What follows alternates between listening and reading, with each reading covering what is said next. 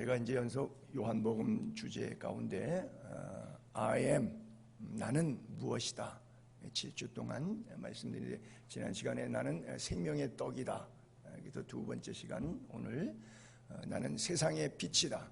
그러니까 나를 영접하면 세상의 빛이니까 다시는 어두움에 다니지 아니하고 영원한 영생, 생명의 빛 가운데 거하게 된다. 그래서 자신을 빛으로 이렇게 말씀하셨어요. 베드로는 기독론, 주님이 누구냐고 물을 때 영적인 속성, 하나님의 아들이요, 그리스도요, 뭐 이런 대답을 했는데, 예수님께서는 본인 당사자 입장에선 이것을 영적인 속성으로 말씀하시지 않고 우리가 보고 쓰고 눈앞에 펼쳐진 자연 그대로를 통해서 자신을 계시하시고 비유하시고 말씀해 주셨어요. 구약시대 마침 구름기둥, 불기둥으로 인도해 줬던 것처럼 신약시대에 이 땅의 불기둥, 구름기둥처럼 세상의 빛으로 오셨다. 그래서 하나님의 임재, 하나님에 대한 구원의 상징, 이것을 오늘 우리에게 말씀해 주고 있어요. 근데 끝부분에 보게 되면 이 설교는 헌금함 앞에서 했는데 사람들이 잡지 않았는데 때가 되지 않아서 예수를 안 잡았다 그래요. 사실은 이 본문이 1절부터 11절까지는 안 읽고 우리가 12절부터 20절까지 이렇게 읽었는데, 앞에 배경이 한 박스 안에 들어가 있는 것처럼 같은 내용 이야기예요. 근데 11절까지 이 요한복음 8장의 1절부터는 현장에서 간음하다 잡힌 여인 이야기가 나와요. 근데 그것은 조작된, 날조된 사건이거든요. 왜냐하면 현장에서 간음하다 잡혔으면 레위기서에 간부와 음부를 동시에 돌로 쳐서 죽이라 그랬기 때문에 현장 범이니까 두 사람 다 잡아와야 되는데, 남자는 미리 짜고 치는 고스톱처럼 내보내고, 그리고 여자만 잡아왔잖아요. 그러면 여자는 이러면 돼요. 절대 한 적이 없다고 진술하면 돼요. 왜? 증인이 없잖아. 그렇잖아요. 맞은편 사람이 없잖아. 남자가 없잖아. 그러니까 이 얘기는 고소할 조건을 찾아서 예수를 잡아서 감옥에 넣을 목적으로 이렇게, 아니면 또 돌로 쳐서, 율법을 어겼다, 돌로 쳐서 죽일 목적으로 있었던 사건이에요. 그래서 이 이야기 설교를 하시고 나셔서 끝부분에 못 잡았다 이렇게 써 있는 거예요. 근데 예수님께서 느닷없이 이제 12절에 예수께서 또 말씀하여 이르시되, 이 문맥이 굉장히 성경에 중요해요. 그러나 그러므로 접속사라든지 단어 한마디가 굉장히 중요한데, 보통 이렇게 써 있죠. 예수께서 말씀하여 이르시되 나는 생명의 세상의 빛이, 이렇게 나가죠. 근데 예수께서 또, 그러면 앞에 전행 구절이 있다는 뜻이에요. 그게 바로 11절까지 있었던 사건인데, 11절 끝부분에 보면 그 여인을 용서하셨을 때 예수님께서 그러죠. 야, 여자야, 널 돌 치던 사람들 어디 있냐? 대답하되 주여 없습니다. 없나이다. 예수께서 이르시되 나도 너를 정죄하지 아니하노니 가서 다시는 죄를 범하지 말라. 그리고 그렇게 말씀하시고 또 말씀하신 게 나는 세상의 빛이다. 자, 먼저 하셨던 말씀을 한번 우리가 묵상해 봅시다. 자, 죄 용서 받았어요. 예수님도 우리 죄, 물론 당연히 그 죄로 돌에 맞아 죽어 마땅한 건 사실이에요. 근데 주님께서 탕감해 주셨어요. 용서해 주셨어요. 우리 모두의 죄를 주님이 용서했어요. 여러분들이 지금까지 살아오면서 50년, 60년, 70년 묵은 죄만 꺼내놔도 여러분은 사형감이야. 창피해서 얼굴도 못 들고 살아. 근데 예수님이 교회 왔다고 공짜로 다 용서해 주셨어. 그런 은혜가 세상에 어디 있어. 그러고 나서 용서해 주고 나도 너를 정죄하지 않으니, 그래놓고 다시는 죄를 범치 말라 그랬어요. 자, 여러분, 예수 믿기 전에 죄를 지었는데 예수 믿은 다음에 다시는 죄를 안 지었죠? 저는 궁금해요. 이 여인도 또 간음죄를 지었을까 안 지었을까? 뭐 제가 궁금한다고 해서 어떤 답을 얻을 길은 없어요. 여러분이 예수 믿고 구원받아서 너 지금까지 살아오면서 지은 죄, 예수 믿는 오늘 이 순간 다 용서해졌다. 다시는 죄를 짓지 말라 그랬어요. 근데 또 죄를 지어요. 안 지을 죄가 있어요? 죄 안 지으신 분만 손 들으세요. 그거 봐요. 아무도 없잖아요. 그래서 how to do, 어떻게 그러면 그렇게 할 수 있느냐? 불가능하죠. 어떻게 그렇게 할 수 있느냐? 그래서 또 설교를 방법을 가르쳐 주신 게 바로 이거예요. 또 어떻게 하면 다시는 죄를 범하지 않을 수 있을까? 방법을 가르쳐 준 거예요. 나를 모셔라. 나를 믿어라 이거예요. 예수님이. 나는 세상의 빛이다. 나를 따르는 자는 어두움에 다니지 않는다. 다시 어둠이 뭐예요? 가늠하던 여인이 다시 옛생활로 돌아가는 거죠. 예수 믿기 전에 예를 들어서 도박을 했는데 돈을 땄어요. 그럼 친구들한테 그게 자랑인 줄 알고 막 자랑을 했어요. 근데 예수 믿고 보니까 그게 자랑이 아니라 수치였어요. 그러니까 더 이상 도박을 하지 않아요. 이게 예수 믿기 전과 후의 차이죠. 옛사람과 새사람의 차이죠. 그렇죠? 이 어두움의 일에, 이 간음과 음행의 일에 어두움에 다니지 않고 그때는 예수님 때문에 영원한 생명이 내 안에 계신 거예요. 그것을 light, 빛이라고 말씀하고 있어요. 여러분 안에 예수 그리스도의 빛이 있습니까? 자, 스스로에게 자문하십시오. 내 인생의 주인은 나인가? 주님이신가? 나는 여러분들의 인생의 주인이 예수 그리스도로 다 바뀌게 되기를 바랍니다. 저는 설교를 일부러 극단적으로 이렇게 역설적으로 반어법을 써가지고 조금 하는 편인데 예수님이 성경에 보니까 많이 그런 식으로 하셨더라고요. 이렇게 표현해 볼게요. 우리 가운데 여기 다 예배 드린다고 오늘 이 시간에 앉아 있는데 인생에 예수님이 주인인 사람이 여기 단 한 사람도 없어. 다 자기가 주인이야. 미안하지만 계속해서 어둠에 사시게 될 거고 가는 길은 어두운 곳에 가실 거예요. 그건 정답입니다. 바뀌지 않는 나, 영원히 바꿀 수 없는 나. 세상 사람과 그리스도인의 삶은 분명히 다릅니다. 그렇죠? 인정해요, 여러분들이. 그러나 여러분들의 삶을 면면히 들여다보니까 여러분은 아니야. 100% 아니야. 왜? 예수 믿기 전과 예수 믿은 다음에 사람 분명히 주인이 바뀌었는데 경제관에 있어서 예수 안 믿는 사람과 나하고 달라요? 자녀 교육에 있어서 예수 믿는 사람과 예수 안 믿는 사람하고 나하고 달라요? 가정생활에 있어서 예수 안 믿는 사람과 예수 믿는 나하고 달라요? 다른 거 하나도 없죠. 그럼 여러분 아직까지 예수는 말로만 믿는 거고 어두움에 살고 있는 거예요. 예수님이 빛이라는 건 알아요. I know that. 알아요. 근데 그 빛은 내가 알고 있는 빛이지 내 안에서 내 어둠을 쫓아내서 늘 밝음 가운데서 살아가도록 나의 삶을 견인하고 있는 내 인생의 주인은 아니에요.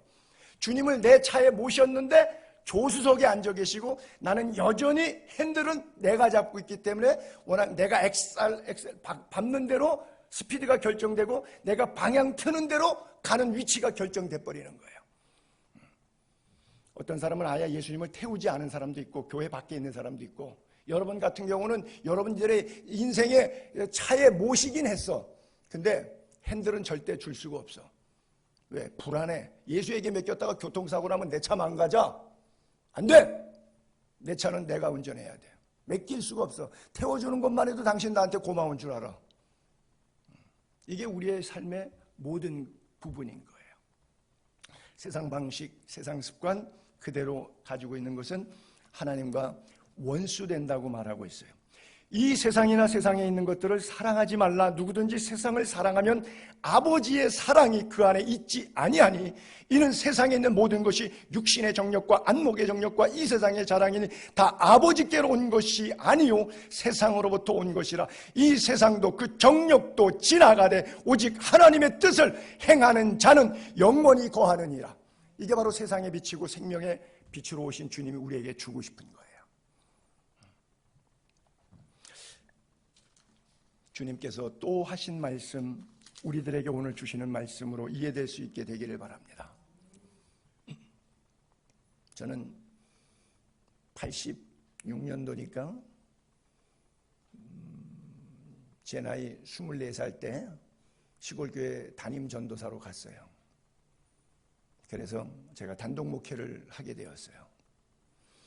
그러다 보니까 논두렁, 밭두렁 시골에 집들 있는데 사이에 신방을 가는데 저녁 식사를 아주 푸짐하게 해주고 전도사님 조금만 앉았다 가시오.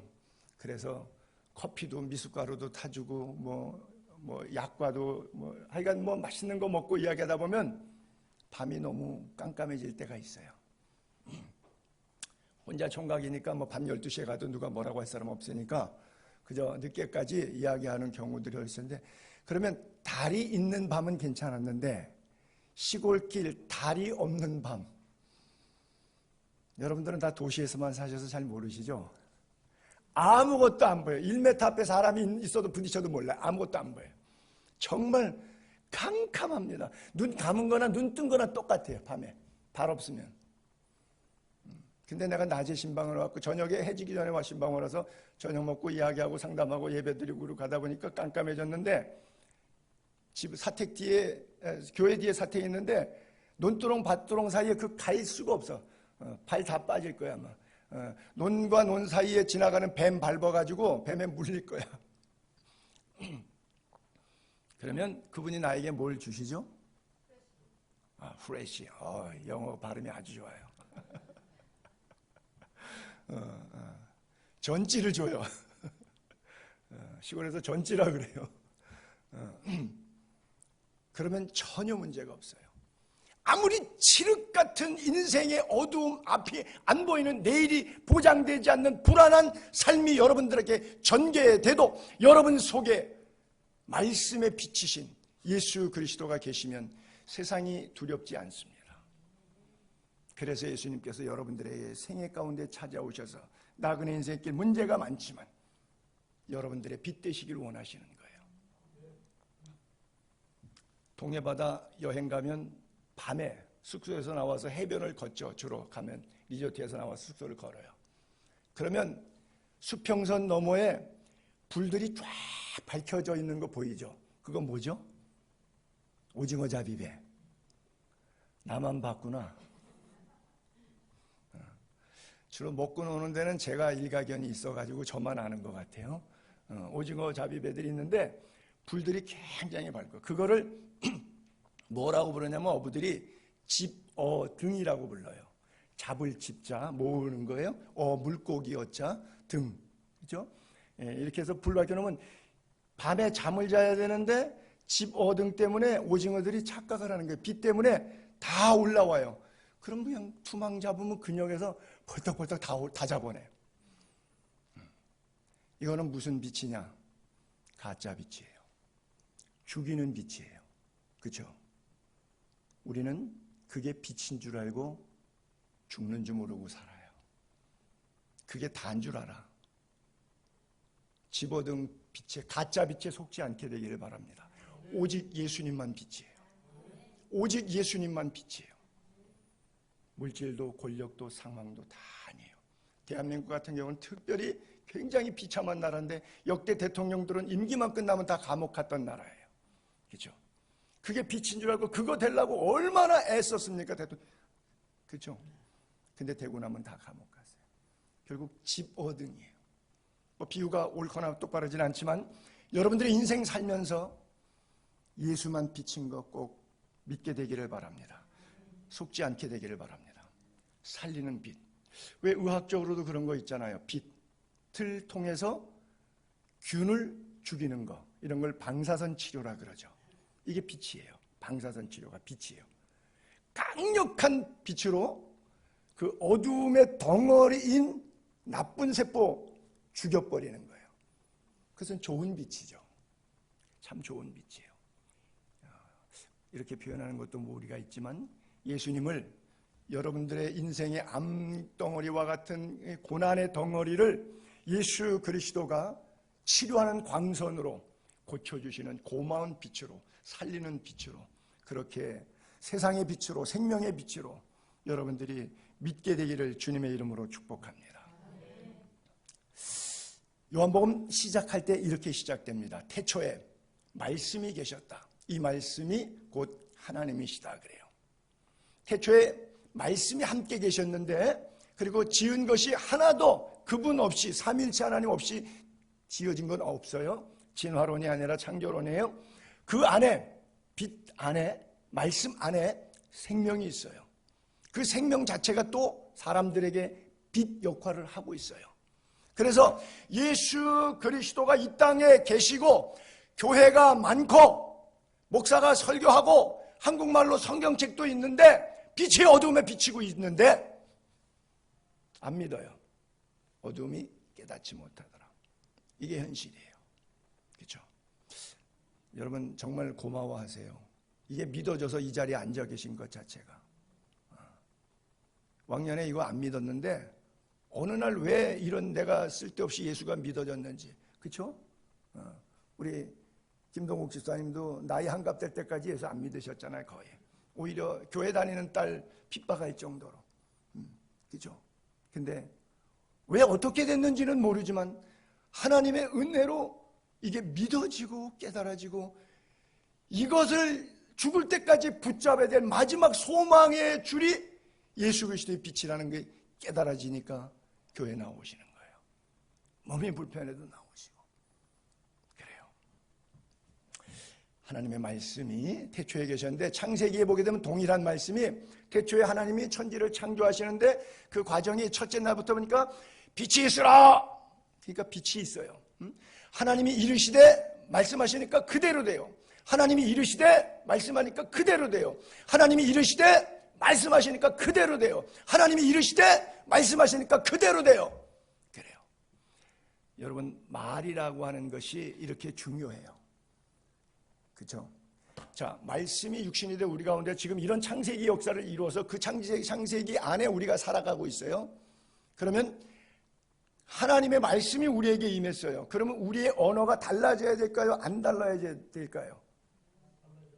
달라져야죠. 안 달라진 사람은 예수 그리스도를 믿는 사람이 아니라 예수 그리스도를 아는 사람입니다. 그 사람은 교회는 다녔지만 그 사람이 구원받았는지는 제가 좀 점검해 볼 필요가 있어요. 말씀의 청진기로 돼볼 필요가 있어요. 그래서 열매를 통해서 결과물로 이거 진단이 판단이 나와요. 그렇죠? 의사가 청진이 딱 되면 숨소리 듣고 기관지염인지 폐렴인지 우리는 구분 못하지만 의사는 구분해요. 우리의 삶은 여러분들은 다 도낀 객낀 사니까 서로 몰라요. 목사도 속아요. 근데 말씀의 청진기를 딱 대면 예수 그리스도의 빛 가운데는 모든 것이 드러나요. 어둠이 숨을 공간이 없어져요. 그래서 빛 대신 예수님 앞에 모든 것이 드러납니다. 말의 능력. 예전에도 제가 그런 영상 하나 보여드린 적이 있었는데 SBS에서 그걸 실험한 것을 밥을 한 숟갈 한 주걱 퍼가지고 유리관 두 군데다 넣어놓고 실험을 했죠.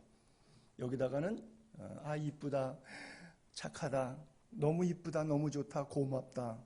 그리고 한쪽에다가는 아주 더러운 입에 담기 어려운 이야기를 하고 1주 뒤에 약간의 변화가 있어요. 2주 뒤에, 3주 뒤에 그리고 2달 뒤에 결과를 사진으로 계속 찍었는데 완전히 다른 모습의 결과가 나왔어요. 부부지간에 살면서 10년 동안 그 얘기 들은 거하고 저 얘기 들은 거하고 10년 뒤에 그 가슴은 어떨까요? 예수 안 믿는 사람들이니까 그런 짓 하는 거지. 교회는 다녀도 그게 장로가 돼도 그게 목사가 돼도 아직 멀은 거예요. 지는 천국 갈 줄로 알고 있어 지금. No.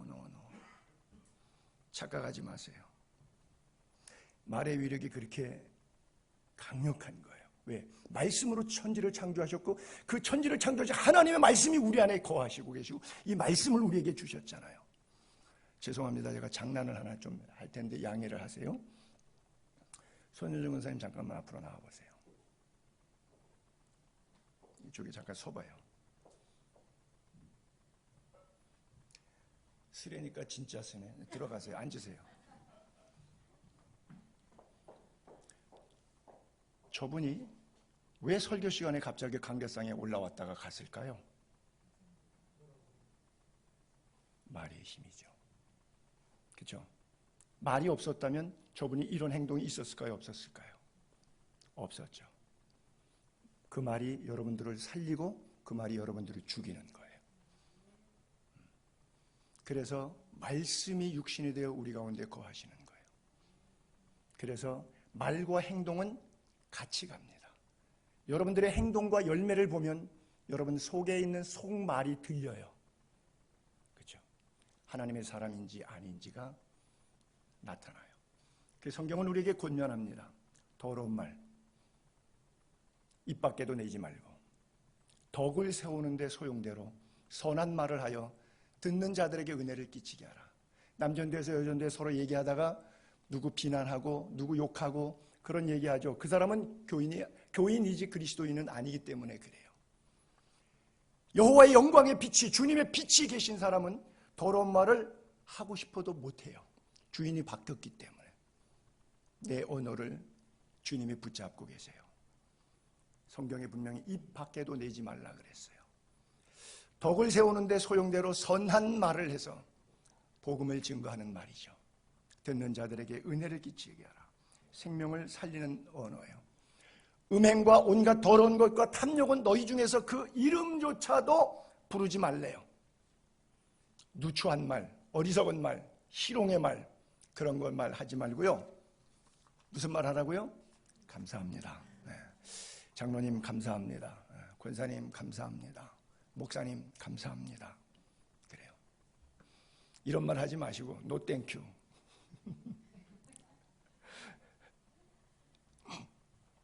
빛이 어두움에 비치지만 깨닫지 못해요. 못 깨달아서 못 깨닫는 게 아니라 알아요. 근데 내 자존심하고 싸워서 내가 밀어내는 거예요. 거부하는 거예요. 세상의 뉴스를 보면 온통 어두움이에요. 뭐 좋은 소식이 하나도 없잖아요. 어두움. 왜? 빛이 없는 상태. 이 세상 어디를 가보세요. 이 LED 등으로 밝아요. 뭐 텔레비도 브라운관, 진공관식이 아니라 LED 시대가 되었고 LED보다 또 하나 더 나온 게 있더라고요. 엄청난 시대가 돼서 온 세상이 다 밝아요.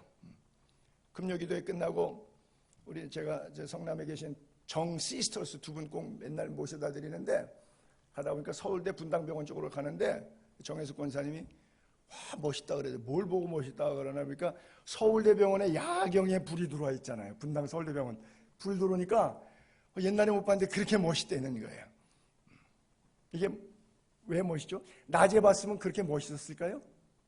안 멋있었을 거예요. 근데 밤에 보니까 어두울수록 빛은 더 빛나요. 세상이 악할수록 그리스도인은 더 빛나야 돼요. 근데 세상이 악하니까 자기는 더 악하게 나가. 왜? 자기가 워낙 빛이 아니었기 때문에 자기 본색이 드러나는 거예요. 인간의 내면에 빛이 없기 때문에 그런 문제가 발생하니까 우리는 빛 대신 예수 그리스도를 모셔야 돼요. 그래서 너희 말을 항상 은혜 가운데 소금으로 맛을 냄과 같이 하라. 음식이 싱겁고 맛없을 때는 소금 조금 넣으면 맛이 좋죠. 여러분들의 언어가 그렇게 사용될 수 있기를 축복합니다. 그래요. 영접하는 자 곧 그 이름 예수 그리스도의 이름이죠. 믿는 자에게 하나님의 자녀가 되는 권세를 주셨다 그래요. 하나님의 자녀가 되는 권세를 주셨으니까 그 권세 때문에 이제 난 지옥 안 가고 천국 간다 하는 것이 아니라 빛 가운데 살 수 있는 힘과 능력을 얻었다는 뜻이에요. 이는 혈통으로나 육정으로나 사람의 뜻으로 나지 아니하고 오직 하나님께로부터 난 자들이니라. 말씀이 육신이 되어 우리 가운데 거하심에 우리가 그의 영광을 보니 아버지의 독생자의 영광이요 은혜와 진리가 충만하더라. 하나님의 자녀가 되고 빛 가운데 거하는 삶이 혈통으로나 육정으로나 우리가 기도하는 가운데 초보적으로 이런 거 있죠. 하나님 나 부자 되면 하나님 앞에 뭣도 하고 교회도 짓고 뭐 해서 영광 돌릴게요. 또 하나님 내가 이번에 어느 대학을 가야 되는데 그래서 좋은 훌륭한 사람 되고 또 무슨 권세를 얻어서 뭐 당선이 되고 이래서 하나님께 영광이 될게요 라고 생각해요. 아니요, 그렇지 않아요. 그건 내 기도 제목일 뿐이에요. 아주 유치한 기도 제목일 뿐이에요. 하나님의 자녀가 되는 권세는 주님의 빛 가운데 거하는 삶은 혈통으로 육종으로 물질로 상황으로 권세로 권력으로 지식으로 되지 않습니다. 예수 믿으시기만 하면 돼요. 이게 너무 쉬우고 간단하니까 그거보단 조금 더 뭐 어려운 거 해서 이게 얻어야지 이렇게 쉽게 얻어질 수 있을까라고 하는 어떤 생각 때문에 예수님을 쉽게 못 받아들이는 분들도 있더라고요.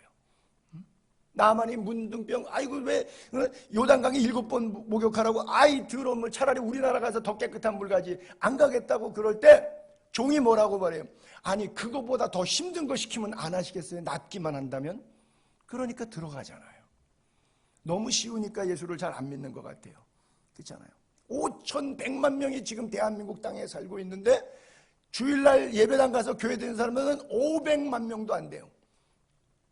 여러분들 얼른 머릿속에 생각해보세요. 한 10명 가운데 1명 정도 교회 갔을까요 오늘? 10명 가운데 1명?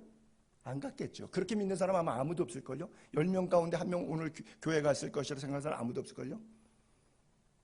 그러면 20명에 1명 갔을까? 그것도 안 믿는데 20명에 1명 갔다 그러면 250만 명이에요. 저는 그것도 안 믿어요.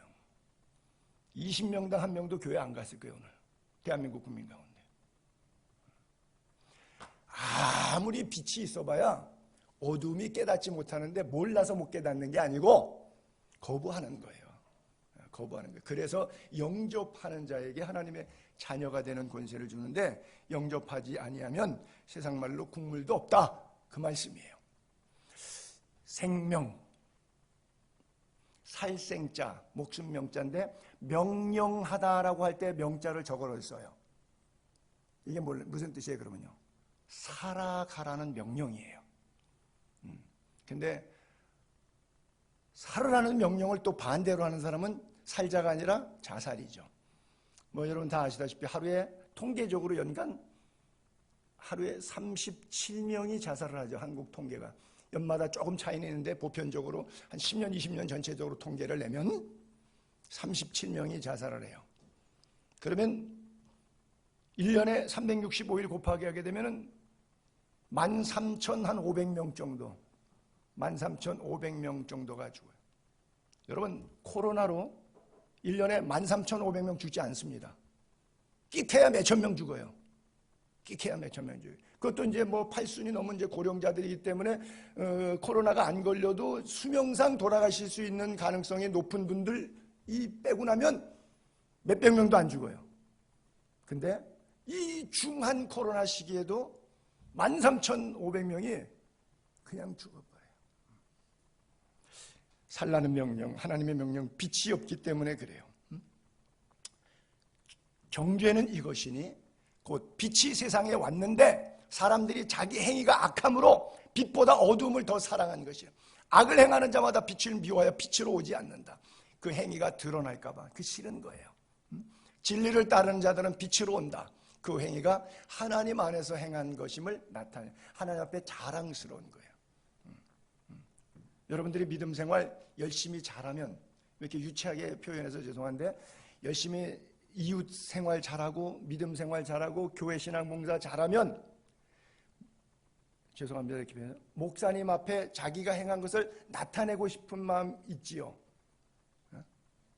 우리 교회는 다 겸손해서 없대. 오른손이 하는 거 다 왼손이 모르게 한대. 이건 이제 유치한 비유인데 인간적인 차원에서도 그런데 영적인 차원에서 진리를 행하는 자는 빛으로 오기 때문에 자기가 한 모든 행위들이 하나님 안에서 행했던 것을 나타내고 싶어요. 왜? 상급이니까. 면류관들이니까. 그래요. 그 자랑스러움으로 살아가게 되기를 바랍니다. 그래요. 수가성 우물가의 여인도 현장에서 가늠하다 잡혔던 여인도 7 귀신 들렸던 막달라 마리아도 빛 대신 예수님 만난 순간 그 전에 자기의 삶은 정말 수가성 우물가에 있는 남편 5 바꾼 그 여인도요 지옥 생활이었어요. 지옥 생활. 근데 예수님 만난 다음에 빛이 가슴에 오니까 인생에 비추니까 천당 생활이 됐어요. 지옥 생활에서 천국 생활로 바뀌는 포인트는 전환점은 어디일까요? 바로 빛 대신 예수 그리스도 만나는 거예요. 세상은 빛이 필요해요. 하늘을 창조하시고 땅을 펴신 그 하나님, 우리에게 호흡을 주시는 그 하나님, 영을 주시는 하나님, 그 하나님이 뭐라고 말씀하셨느냐? 이방의 빛이 되기 위해서 내가 너의 손을 잡아 너를 세우겠다라고 말씀하고 계세요. 그래요. 주님께서 산상수훈 너희는 세상의 빛이라 산 위에 있는 동네가 숨기지 못한다. 모든 사람에게 비친다. 너희 빛이 사람 앞에 다 비춰서 그걸 뭐라 그러냐? 너희 빛을 착한 행실이라고 주님은 설교에 해석을 하셨어요. 우리들의 착한 행실 통해서 이게 빛 역할을 내기 때문에 결국 우리 때문에 예수 믿는다는 거예요. 어떤 사람은 우리 때문에 교회 오고 싶어도 안 믿죠. 왜? 그런 얘기, 농담이지만 그런 얘기 있었잖아요. 강남에 살면서 이화여대를 나온 권사님인 시어머니, 이건 힘들다는 거죠. 그러면 그 며느리는 반드시 교회 안 다녀. 절대 안 다녀. 그렇죠? 강남에는 무슨 돈 좀 있다는 거죠. 그렇죠? 이화여대 나오면 배울 만큼 배워서 알 만큼 안다고 잔소리하겠죠. 거기다가 교회 권사래. 끝난 얘기예요. 교회 권사는 누구 말도 안 들어. 목사 말도 안 들어. 필요 없어. 하나님하고도 맞짱 떠. 뭐 눈에 뵈는 게 없어. 그렇죠? 그러면 그 밑에서 가족들이 교회 나가겠어요? 안 나가지. 안 나가. 빛이 아니라 어둠에 살고 있기 때문에 그래요. 너희도 정녕 이것을 알거니와 음행하는 자, 더러운 자, 탐하는 자, 우상 숭배자 다 그리스도 하나님 나라의 기업을 얻지 못한다. 속지 말라. 헛된 소리 하지 말라. 불순종의 아들들, 그들과 함께하는 자 되지 말라. 전에는 너희가 어둠 속에 살아서도 그러나 right now 이제는 변화하여 새 사람 됐으니까 주 안에서 빛이잖아. 그럼 빛의 자녀들처럼 해. 빛의 열매가 뭐 착하고 의롭고 진실하게 살아가라고 하는 거예요. 이게 하나님께 영광이에요. 세상은 어둠입니다. 그렇잖아요. 세상 자체가, 예수님이 나는 세상의 빛이다. 아니, 세상이 밝으면 빛이 뭐가 필요해? 그렇잖아요. 여러분 지금 바깥에 나가면 낮인데 여기에 바깥에다가 LED 등 가로수 킬 필요가 있나요? 없어요. 밤에만 가로등 켜요. 주님이 빛이라는 뜻은 무슨 뜻인가요? 세상이 어둡다는 뜻이에요. 그래서 빛이 필요한 거예요. 그러면 우리가 빛의 자녀가 되면 세상이 다 변하나요? 아니요. 꼭 기억하세요. 여러분만 변하는 거예요. 은혜 받을 때 나만 은혜 받으면 돼요. 요 얘기는 우리 남편이 좀 들어야 되는데, 요 얘기는 우리 아내가 좀 들어야 되는데, 당신이나 들으시오. 그렇게 생각하지 마세요. 세상 변하지 않습니다. 여러분, 우리 장로님 아까도 기도하실 때 좋은 정치, 좋은 땅이 되길 바라지만, 저도 그렇게 바라고 기도하지만 그런 날은 전혀 오지 않습니다. 갈수록 오존층은 파괴되고 우주 밖에 유영에 떠는 쓰러기가 수천 수만 개가 떠돌고요,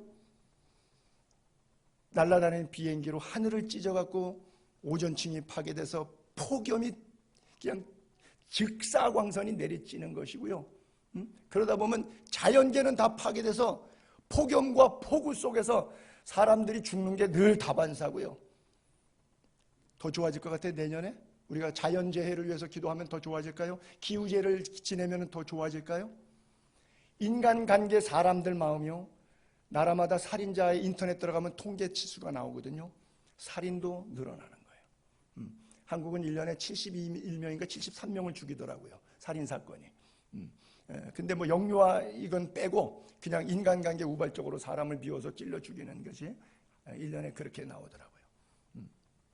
멕시코인가 어느 나라인가는 뭐 만몇 명씩 나오고 막 그러더라고요. 인간관계 좋아지지 않습니다. 자연관계 좋아지지 않습니다. 세상은 갈수록 좋아지지 않습니다. 예수님이 빛이지만 어둡기 때문에 자신이 빛을 싫어해요. 그러니까 세상을 바꾸려고 하지 마시고 여러분들이 바뀌면 돼요. 내가 바뀌면 돼요. 우리가 흔히 유토피아, 이상국가를 많이 꾸며요. 근데 유토피아라는 헬라어를 여러분들이 아셔야 돼. 그 모르고 쓰셔서 영어인 줄 아는데 유라고 하는 것이 부정사예요. 아니라고 하는 말이에요. 토피라고 하는 것이 토포스가 공간이에요. 공간이 아니다. 그런 공간은 없다라는 말이 유토피아예요. 지구상에 그런 공간은 없다는, 그런 나라는 오지 않는다는 뜻입니다. 단어 자체가.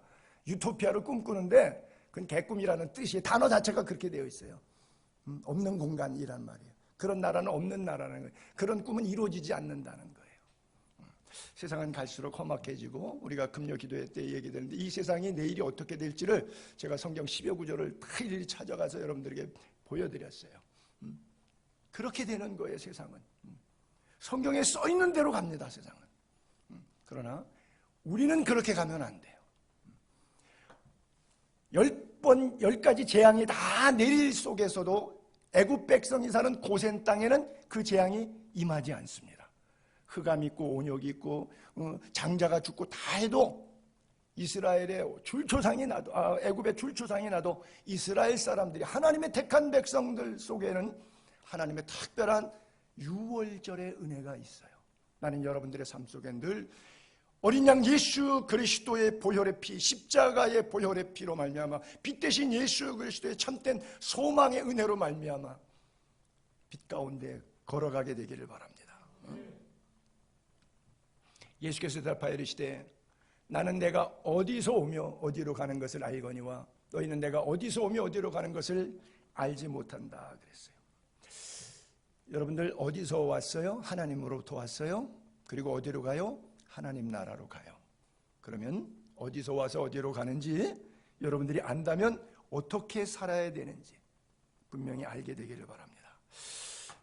이 세상은 두 가지 부류의 사람이 있는 것 같아요. 정말 모르는 사람, 복음을 들어보지 못한 미전도 정정. 그리고 또 하나는 들어서 알지만 믿지 않는 사람. 그렇죠. 어둠의 빛을 싫어하는 것처럼. 그리스도께서 약하심으로 십자가에 못 박히셨어요. 오직 하나님의 능력으로 살아계십니다. 우리도 그 안에서 비록 약하지만 너희에 대하여 하나님의 능력으로 그와 함께 살아요. 그래서 우리가 믿음 안에 살고 있는지 지금 현재 내가 첫 번째는 자기 자신을 시험해 봐야 돼요. 그리고 두 번째 거기서 답을 얻어야 돼요. 그래서 답을 얻었으면 빨리 진단 결과대로 처방을 하셔야 돼요. 그렇지 않으면 버림받으니라 말씀 써 있는 거예요. 열처녀 비유 가운데 천국을 이렇게 말씀하셨죠. 등, 열처녀, 슬기 있는 자는 기름, 등 함께 있어요. 미련한 자도 기름과 등 있는데 꺼져가요. 시간이 지나서. 그래서 기름을 좀 나눠줘야 할 때 나가서 사라 그랬어요. 나가서 사가지고 돌아옵니다. 사러 간 사이에 신랑이 왔어요. 준비된 사람은 혼인잔치에 들어가 천국을 혼인잔치로 비유했죠. 문이 닫혔어요. 남은 처녀들, 미련한 다섯 처녀들이 와서 주여 주여 우리에게도 열어주소서 그래요. 진실로 진실로 너희에게 이르노니 내가 너희를 알지 못한다 그래요. 게임 오버, 끝났어요. 그래서 깨어 있으라. 그날과 그때를 알지 못하기 때문이다 그래요. 여러분들 안에 하나님 나라에 대한 분명히 확신과 준비가 되어 있길 바랍니다. 저는 이렇게 비유를 하고 싶은데 저기 등과 기름이잖아요. 등이 교회, 예배 출석이에요. 기름이 성령이에요. 여러분 안에 있는 거룩한 영. 자, 교회 출석하고 예배당 다니고 타이틀이 목사고 뭐 장로고 다 그래요. 등은 말짱해요. 근데 이 등 속에 기름이 없어요. 자동차 아주 좋은 차인데 휘발유가 없어요. 이거 써먹어요? 못 써먹어요? 못 써먹는 거예요. 목사면 뭐해? 못 써먹는 건데. 허울은 멀쩡하지. 근데 못 써먹는단 말이야. 그래서 등이 등 되려면 기름이 있어야 돼요. 이것을 성령이라 그래요. 말씀의 빛, 말씀의 능력에 대한 체험 갖게 되기를 바랍니다. 마지막 29절 20절 토막에 그 사람들이 물어요. 하나님 아버지와 자기가 하나라 그러니까 아버지와 동일시하니까 네 아버지가 어디 있냐 물어요. 너희는 나를 알지 못하게 예수를 모르니까 하나님 아버지도 모르는 건 당연하다.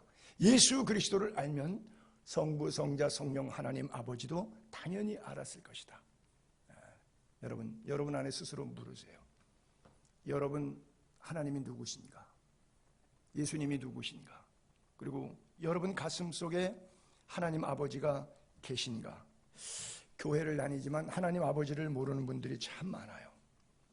제가 집시촌에 23년 있었잖아요. 아이들이 바글바글 많아요.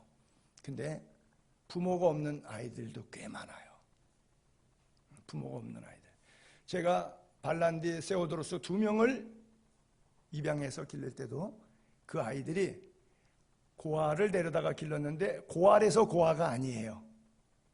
엄마 아버지가 있는데 엄마는 딴 데로 가버렸어요. 뭐 맨날 치고받고 싸우다 보니까 못 살겠다고 갔겠죠. 아버지는 지금 현재 6번째 부인 알바니아 집시랑 살고 있어요. 그러니 둘째 부인 통해서 낳고 셋째 부인 통해서 그 애 기르겠어요? 안 기르죠. 그 입양했던 발란디스를 걔가 아버지가 16살 때 결혼해갖고 17살에 낳은 애 자식인데, 그리고 지금 그 16번째 부인하고 살고 있는데, 그 사이에 애들 줄줄이 낳는데 그 관리하겠어요? 양육하겠어요? 안 하죠. 참 불쌍한 아이들이에요. 제일 불쌍한 게 뭐냐? 아버지가 없는, 영적으로 하나님 아버지가 없는 영적인 고아. 오늘 오후에 성경 공부할 게 바로 그거예요. 우리는 고아가 아니다. 성령님이 내주하신다는 것을 오늘 배울 건데, 출생의 비밀.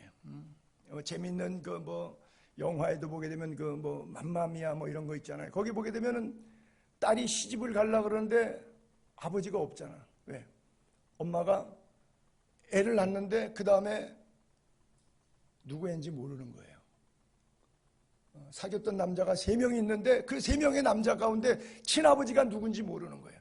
그래서 이 딸이 친아버지 3명 리스트 후보군에 올라온 사람 다 자기 결혼식 초대해. 아버지 손 잡고 들어가고 싶어서.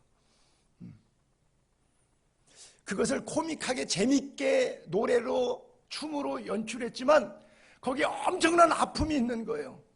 엄청난 아픔이 도사리고 있는 거예요. 우리 인생의 일상의 모습이 그대로 그 속에 들어있는 거예요. 이게 요한복음 4장의 수가성 우물가 여인의 모습이고 이 시대의 모습인 거예요. 영적으로도 고아가 되지 않게 되기를 바랍니다. 소도 임자를 안고 나귀도 구유를 하는데 하나님의 자녀가 아버지를 모르면 안 되죠. 그리스도인의 정체성 분명히 갖고 있게 되기를 바라고요. 예수님께서 내가 심판하러 세상에 왔을 때 보지 못하는 자들은 보게 하고 보는 자들은 맹인이 되게 하려 함이라 하시니 바리새인들이 우리도 맹인이란 말이야? 그러니까 예수님의 대답이 차라리 너희가 맹인이었다면 죄 용서함을 받았을 텐데 다 안다, 잘 보고 있다, 걱정 마라 이렇게 말하니까 회개하지 않으니까 너희 죄가 그대로 있느니라 그래요. 자기가 누군지 모르는 거. 여러분 혹시 맹인 아닙니까? 자기의 죄인됨을 깨닫지 못하는 것. 자기의 아버지를 모르는 영적 고아. 영적인 눈이 감겨서 자기의 죄가 보이지 않는 사람. 그들을 위해서 예수 그리스도께서 빛으로 이 땅에 오신 거예요. 그 예수님을 만날 수 있게 되기를 바랍니다. 자기가 누군지 모르는. 그러다 보니까 이 종교생활, 교회생활이 자기 유익을 위한 것에 자기 놀이터와 같은 자기 인간관계 놀이의 한 공간이 되어버리고 말았어요. 제가 약수동 성결교회 전도사로 있었는데 신학교 3, 4학년 때 그리고 졸업하고 1년 동안 풀타임으로 거기에 교구를 하나 맡아가지고 한 800명 되는 교회인데 한 200명 정도 교구를 맡아서 매일 새벽 예배하고 출근해가지고 풀타임으로 매일 출근하는 사역자로 있었어요. 그게 83년도예요. 22살 때. 담임 목사님이 부교육자들 우리 800명 되니까 부교육사들이 한 5, 6명 있었는데 그때 여전사님도 계시고 이제 신방을 갈 때 어디 누가 좀 여유 있는 사람이 개업 신방을 하면 거기 이제 다 같이 가요. 식사 대접도 받고 개업 예배 부를 때. 그래서 갔는데 저는 너무 충격을 받았어요. 나 같으면 이런데 개업 예배 안 간다고 못 간다고 말할 텐데 담임 목사님이 교인 잃어버릴까 봐 거기 가시더라고요. 이태원이에요. 해밀턴 호텔 옆이에요. 바예요. 술집이에요. 스트립쇼하고 거기 방으로 우리가 예배실로 안내했는데 들어가는 복도 사이로 룸들이 양쪽으로 좌우로 쫙 있고 한 방 큰 방에 딱 들어가서 테이블이 가운데 어마어마하게 탁구장 같은 테이블 하나 있고 의자들 앉았는데 앉았어요. 거기서 예배를 드리는 거예요. 뭘 본문을 읽었는지 무슨 찬송을 보는지 저는 기억은 안 나요. 왜? 나 혼자 딴 생각하고 있었으니까. 그냥 정죄만 하고 앉아 있었으니까. 은혜가 하나도 안 돼요. 그거 장사 잘 되게 해달라 그러면 가정 다 해체되는 거 아니에요? 경제 다 어떻게 되는 거예요? 말아먹는 거 아니에요? 그거 잘 되게 해달라고 가서 복 빌면 어떻게 되겠어요? 지금도 저는 충격이에요. 교회가 부흥하려면 그래도 되는 건가? 이것저것 다 받아들여야지. 또랑물도 골짜기물도 시냇물도 다 받아들여야 바다가 되지 않겠는가? 지금까지도 그 자괴감에서는 제가 벗어나지 못하고 있어요. 그러다 보니까 제가 너무 율법적인 목사가 돼서 은혜가 없어서 교인들이 저 때문에 힘들어하긴 하죠. 그래요. 결론으로 말씀을 맺을게요.